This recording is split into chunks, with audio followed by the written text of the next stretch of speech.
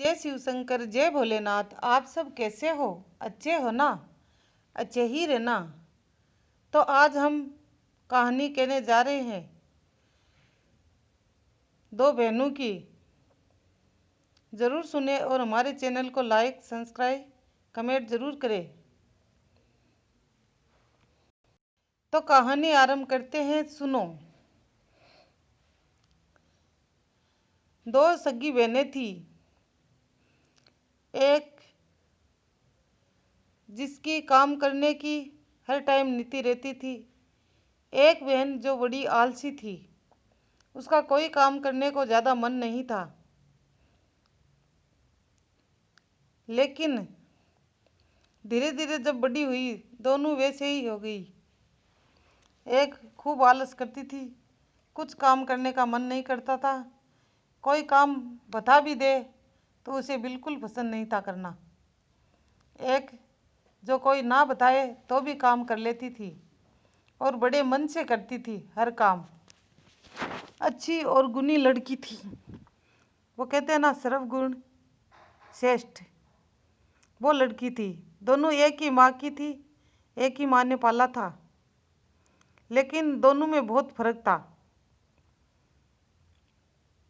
संस्कार भी उसी माँ ने दिया है। कभी कभी ऐसा होता है ना कि माँ बाप ने शायद ठीक से नहीं पाला। नहीं, माँ बाप ठीक से ही पालते हैं और दोनों को एक ही तरह पालते हैं, ऐसा तो नहीं। एक बच्चे को बहुत अच्छे से पाला होगा और एक को अच्छे से नहीं पाला होगा। एक को ही सारा ज्ञान दे दिया होगा और दूसरे को नहीं मिला होगा। ऐसा नहीं होता है। दोनों बच्चों को बराबर ही पाला था। एक कुछ साल 2 साल बड़ी थी, एक उससे थोड़ी छोटी थी।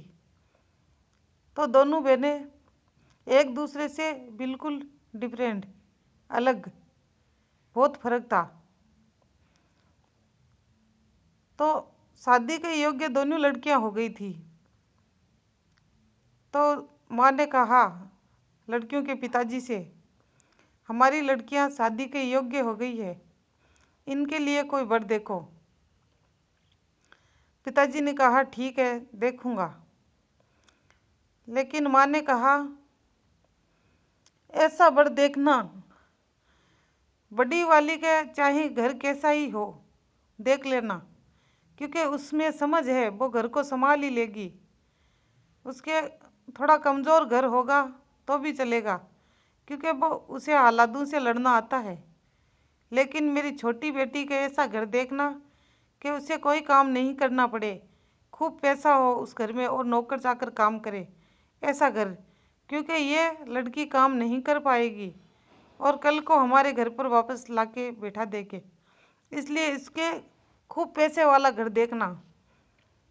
और बड़ी वाली के तो चाहे कैसा ही घर देख लेना, वो घर को सुरग बना ही देगी, क्योंकि मेरी बड़ी बेटी बहुत लायक है, आलसी नहीं है, सारे काम मन से करती है। इसलिए घर को भी कैसा ही घर होगा तो उसे भी अच्छा ही बना देगी, क्योंकि मेरी बड़ी बेटी में इतनी अच्छाइयाँ है। लेकिन मेरी छोटी बेटी ऐसा नहीं कर पाएगी। माँ ने ये नहीं कहा मेरी छोटी बेटी बुरी है, लेकिन माँ ने कहा मेरी बेटी जो छोटी वाली है उसमें काम करने में बहुत आलस आता है, इसलिए उसके ऐसा घर देखो कि नौकर चाकर काम कर दे, उसे कुछ करना ही ना पड़े। तो माँ तो अपने बच्चों को जानती थी, इसलिए माँ को ये पता था ये काम नहीं कर पाएगी और ये कर लेगी। लेकिन माँ ऐसा थोड़ी कहती भाई मेरी ये बुरी है ये भली है। उसके तो दोनों ही बराबर थी और उन्हीं के लायक घर ढूंढना था। पिताजी ने बिल्कुल वैसा ही किया। एक घर जो ठीक ठाक सा था, बड़ी बेटी का ब्याह उस घर में कर दिया और छोटी बेटी का घर बहुत पैसे वाले घर में कर दिया, जिस घर में नौकर चाकर काम करते थे। तो छोटी बेटी को कुछ नहीं करना पड़ता था, बड़ी आराम से रहती थी। छोटी बेटी बिल्कुल नहीं करना पड़ा, ऐसा घर मिल गया। तो बड़ी ठाठ से रहती थी और बड़ी बेचारी पूरे दिन काम में लगी रहती थी। उसके कहाँ ठाठ थे। घर भी ऐसा ही देखा था। आपको हमारी ये कहानी सुनने में अच्छी लग रही है तो हमारे चैनल को प्लीज़ हाथ जोड़ के विनती है, सब्सक्राइब ज़रूर करें। तो छोटी बेटी, एक दिन छोटी बेटी ने किसी ने कह दिया कि शिव कथा बैठाओ,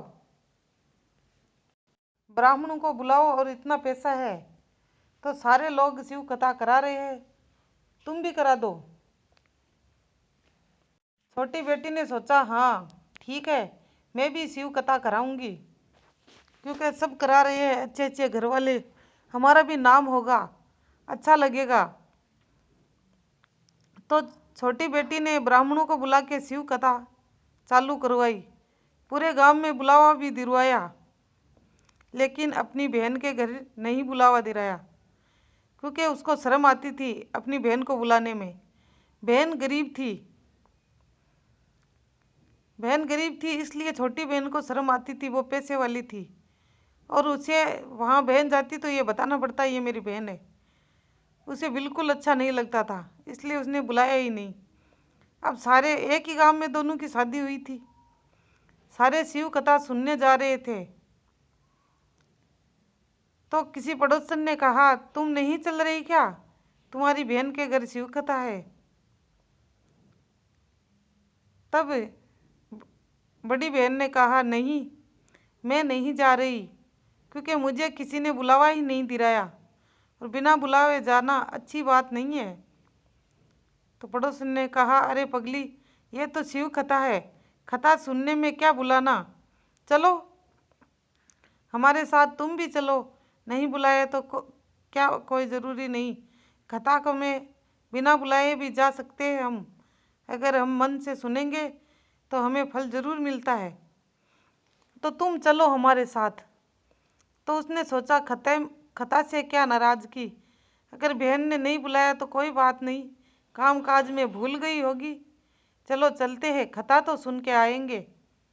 बहन बेचारी सीधी थी, चली गई और वहाँ शिव कथा सुनने लगी। शिव कथा सुन रही थी, और आरती होने के बाद में उसकी बहन ने उसकी तरफ देखा भी, तो उसने सोचा, ये कहाँ से आ गई, मैंने तो बुलाया ही नहीं इसको, चलो अब आ गई है तो बैठी रहने दो, कौन सी निकालूं सबके सामने। उसके मन में ऐसे भाव आए, कथा बचा रही थी फिर भी ऐसे भाव, क्योंकि ऐसे लोगों के ऐसे ही भाव आते हैं, तो उसका नेचर बिल्कुल अलग था अपनी बड़ी बहन से। फिर बड़ी बहन ने सोचा, बहन के छोटी बहन है, इसके घर में कथा बच रही है, मेहमान भी आए हुए हैं, काम काज होगा, उसे तो काम करने की आदत थी। तो अपनी छोटी बहन के पास खुद चल के गई और बोली, अरे बहन कुछ काम करवा दूँ तेरे को। बोले, नहीं नहीं, हमें काम की कोई ज़रूरत नहीं है, मेरे काम तो सारे हो गए हैं और नौकर चाकर संभाल लेंगे, तुम्हें कुछ करने की ज़रूरत नहीं है, तुम बैठ जाओ आराम से कथा सुनो। बेचारी बैठ गई, वापस आके कथा सुन रही थी। जब आरती होने के बाद में प्रसाद बंटा, तो देखो उस बहन ने क्या किया।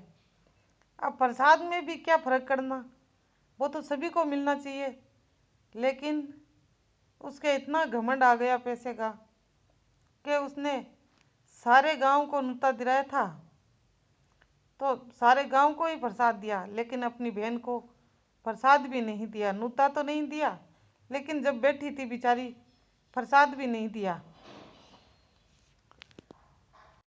जब प्रसाद नहीं दिया तो सब उठ के आने लगे, तो वो भी आने लगी, और उसने सोचा, घर जाऊंगी तो बच्चे बोलेंगे मासी के घर से क्या लेकर आई, तो मैं क्या बोलूँगी, मासी ने मुझे प्रसाद ही नहीं दिया। ऐसा करती हूँ, मेरे भाई के घर चली जाती हूँ,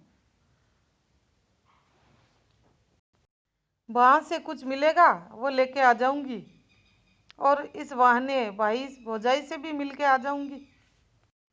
तो वो कुछ ही दूरी पर चली थी, रास्ते में एक मंदिर था, उसमें एक साधु महाराज बैठे थे, पुजारी। बोले, बेटी ये मंदिर साफ करके जाओ ना, तुम जवान लड़की लग रही हो, काम कर दोगी। तो उसने मंदिर साफ किया, उसने मना नहीं किया, मंदिर में सफाई कर दी। सफाई करके आगे चलने लगी तो पुजारी ने कहा, बेटी वापिस आओ तो मेरे से मिल के जाना। तो उसने कहा, ठीक है बाबा जी, मैं आपसे मिल के ही जाऊंगी। अब उसका स्वभाव देखो, रास्ते में चलते चलते किसी पुजारी ने कहा मंदिर साफ कर दो, तो कर दिया। और मंदिर की सफाई करने में घर की सफाई करने से ज़्यादा धर्म है, इसलिए कोई जाए तो मंदिर की सफाई जरूर करके आए। आगे चली तो एक तुलसी का बिड़ला था, और बिड़ले के पास एक बूढ़ी माई बैठी थी। उस माई ने कहा, अरे बेटी, बिटिया मैं तो बूढ़ी हूँ, मुझसे इस बिड़ला की सफाई नहीं हो रही, तुम कर दो। उसने बड़े चाव से बड़ी खुशी से बिड़ले की सफाई कर दी। उसे पता था मेरे को घर भी जाना है, फिर भी कर दी। ये नहीं कहा कि मैं लेट हो रही हूँ, मुझे घर जाना है, बिल्कुल नहीं। उस लड़के का स्वभाव ही ऐसा था काम करने का, उसने मन से किया। तो उस बूढ़ी माई ने कहा, अरे बेटी वापस इधर से आओ तो मेरे से मिल के जाना। ठीक है माँ, मिल के ही जाऊंगी। आगे चली तो नदी का किनारा आ गया। नदी आई। नदी आई तो नदी ने बोला, वहाँ भी एक डोकरी माई बैठी थी। बोले, बेटी यहाँ सब लोग आते हैं, नहा के चले जाते हैं, इसलिए गंदगी हो रखी है, थोड़ी सफाई कर दो। अब उस लड़की ने वहीं भी सफाई करी और आगे चलने लगी तो उस नदी के किनारे बैठी औरत ने कहा कि इधर से वापस जाओ तो मेरे से मिल के जाना। उस लड़की ने कहा, ठीक है, मिल के जाऊंगी। और अपने भाई के घर गई तो उसके भाई भौजाई माँ बाप सब बहुत खुश हुए, बहुत ज़्यादा खुश हुए, और लड़की को बड़े आदर भाव से अंदर बुलाया। सबने खूब बातें की। थोड़ी सी देर में ही बहुत सारा काम सुधार के आई और बोला, भैया मेरे को लेट हो रहा है, घर जाना है, बच्चे शायद इंतज़ार कर रहे हैं। मैंने सोचा इधर से जा रही हूँ, इतनी दूर आई हूँ तो थोड़ी दूर और चलती हूँ, मेरे भाइयों से भी मिल आती हूँ। तो भाई भी बड़े खुश हुए, बोले बहन फिर आना। भौजाई भी बड़ी खुश हुई, भाई साहब फिर जल्दी आना। और एक थैला भर के उसको सामान का दे दिया। वो बहन भी बड़ी खुश हो गई, घर में कुछ था ही नहीं, आज तो मेरे भाई ने इतना दे दिया, बच्चे भी बड़े खुश हो जाएंगे। वापस नदी के किनारे से होकर गुजरने लगी तो वह गंगा मैया बैठी थी। गंगा मैया ने एक थैला दिया और बोला, घर जाके ही खोलना। जब तुलसी के बिड़ले के पास से गुजरी तो बुढ़ी माई एक थैला भरे बैठी थी। बोली, बेटी ये थैला ले जाओ और घर जाके ही खोलना। तो उसने कहा, ठीक है। वापिस उस मंदिर की तरफ से गुजरी तो पुजारी भी एक थैला लेके बैठा था। वो गंगा के किनारे जो बैठी थी और कोई नहीं, गंगा मैया थी। और जो तुलसी के बिड़ले के पास बैठी थी वो और कोई नहीं, तुलसी मैया थी, खुद तुलसी मैया बैठी थी। वो तो उसकी परीक्षा ले रहे थे। और जो पुजारी था वो भी और कोई नहीं, मेरे भोलेनाथ खुद थे, भोलेनाथ बैठे थे। और उन्होंने भी एक थैला भर के दिया, बोला, बिटिया घर जाके खोलना। बोले, ठीक है बाबा जी। घर गई तो बच्चे बड़े ही खुश हुए।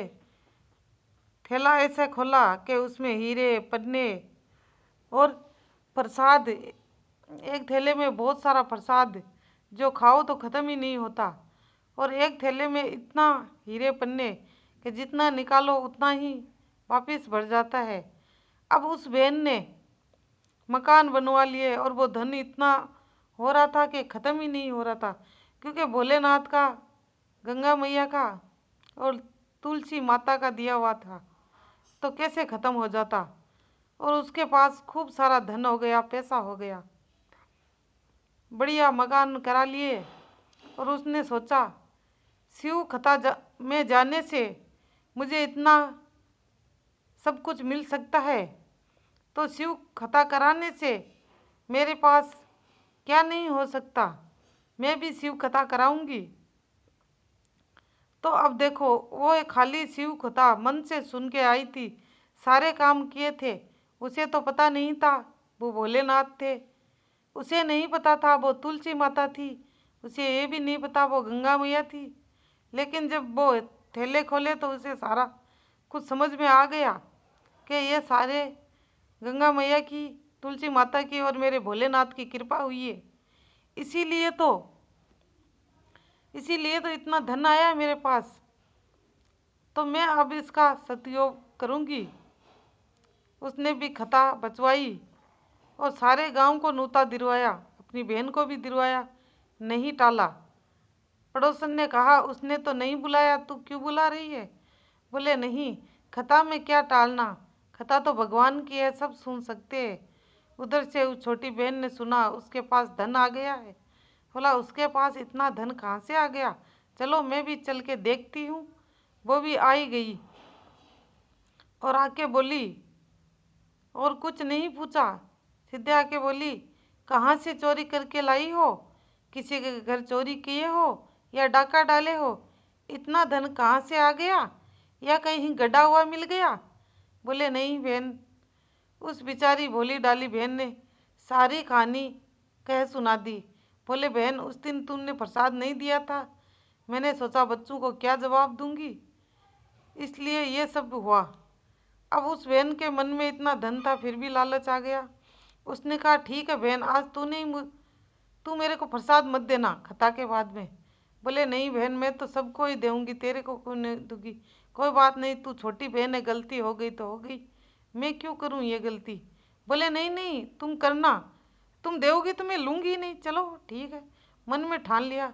कथा सुनी, आरती हुई और फिर प्रसाद जब बहन देने लगी तो लिया ही नहीं। बोले नहीं मैं नहीं लूंगी, मैं भी ऐसा ही करूंगी, तेरे जितना धन होगा मेरे पास। अब वो उधर से गुजरी, जैसे ही बोल पियर जाने लगी, बोले मैं ही मेरे भाई से मिल के आऊंगी। अब पियर गई तो रास्ते में मंदिर आया। मंदिर आते आते तो महाराज बैठे थे वहाँ, पुजारी महाराज जो भोलेनाथ थे। कहा बेटी थोड़ी मंदिर की सफाई कर दो। बोले अरे बुढ़े तेरे को शर्म नहीं आई, रास्ते चलते हुए को बोलते हैं मंदिर की सफाई कर दो, तुम यहाँ पूजा करते हो तो तुम करो सफाई, तेरा काम है, मेरा काम नहीं है, मेरे तो घर में ही मैं सफाई नहीं करती, कभी नौकर जाकर करते हैं। कल कोई बात नहीं बेटी, तुम आओ तो मिल के जरूर जाना। बोले ठीक है। आगे गई तो तुलसी माता का बिड़ला आया, बुढ़िया माई बैठी थी। बोले बेटी तुम जवान हो, थोड़ी सफाई कर दो। बोले अरे बुढ़ी तेरे को शर्म नहीं आई ऐसा बोलते हुए? मैं तेरे को काम करने वाली लगती हूँ क्या?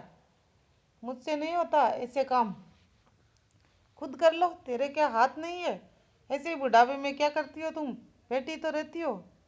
आगे चली गई। आगे नदी का किनारा आया गंगा मैया का, उधर से गुजर रही थी, वहाँ भी एक माँ जी बैठी थी। वहाँ मैया बैठी थी तो उसने कहा बेटी थोड़ा किनारा साफ कर दो, आते जाते लोग नहा के चले जाते हैं लेकिन सफाई नहीं करते, गंदा हो रखा है।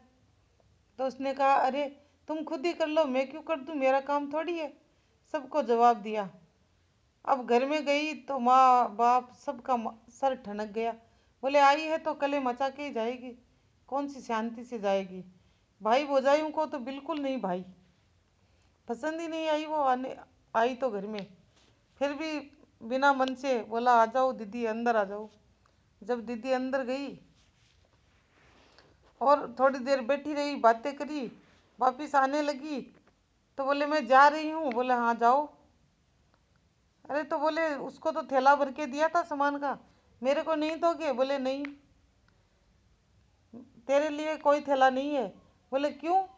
अरे मैं तो तेरा मुंह ही नहीं देख, उस भाई से लड़ने लगी, भौजाई से लड़ने लगी। मेरी तो माँ जिंदा है इसलिए आ रही हूँ, बाद में मैं आऊँगी ही नहीं। ऐसे भाई का कौन मुंह देखे? उस एक बहनों में भेदभाव करता है, उसको तो इतना दे दिया, मेरे को कुछ देता नहीं है। तब उस भाई ने कहा देखो बहन, भला देखो या ना देखो, लेकिन उस बहन में और तुम में बहुत फर्क है।